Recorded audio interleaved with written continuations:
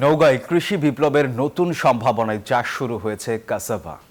খরা সহনশীল ফসল গ্লুকোজের অন্যতম মূল উপাদান হলো কাসাভা। বস্ত্র ও ওষুধ শিল্পে প্রয়োজনীয় এই উপাদান আমদানি করতে হয়। দেশের চাহিদা বেশি হয় কাসাভার চাষে ভবিষ্যৎ ভালো। পৃথিবীর প্রায় 200 মিলিয়ন মানুষের খাদ্য হিসেবে ব্যবহৃত কাসাবা মূলত আফ্রিকায় চাষ হয়ে থাকে। রোগবালাই ও পোকামাকড়ের আক্রমণ কম হওয়ায় এই ফসল সহজেই অনুর্বর জমি ও খরাপ্রবণ এলাকায় চাষ করা যায়। কাসাবা বর্তমানে বাংলাদেশে বাণিজ্যিকভাবে চাষ হচ্ছে। কৃষি বিভাগের সহযোগিতায় 5 কাঠা জমিতে কাসাবা চাষ করেছেন পত্নীতলার ডোহাননগর গ্রামের কৃষক উৎপল কুমার।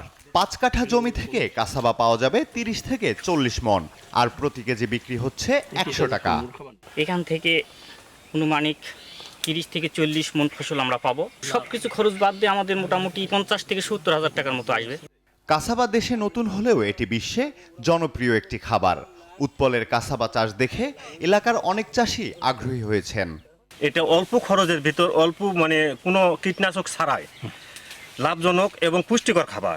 ভবিষ্যতে আরও কৃষকরা উদ্বুদ্ধ হয়ে এখানে এই ফসলের একটা ব্যাপক সাড়া পাবে আমার বিশ্বাস। সুষ্ঠু বাজার ব্যবস্থাপনায় কৃষকরা আরও উৎসাহী হবে বলে আশা কৃষি কর্মকর্তার। কিছু কিছু জায়গা আছে উঁচু, যে জায়গাগুলোতে আসলে ভালো ফসল হয় না। এই জায়গাগুলোকে আমরা খুব ভালোভাবে কাসাভা চাষটা আমরা বাড়াইতে পারবো। বসুন্ধরা টিস্যুতে ছাড়ের ছড়াছড়ি।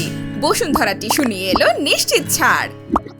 দেশে কাসাবার চাহিদা 3 থেকে 3.5 লাখ মেট্রিক টন হলেও উৎপাদিত হয় মাত্র 5 থেকে 6 হাজার metric ton.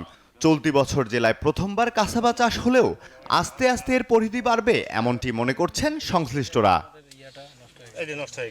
Desk report, news 24।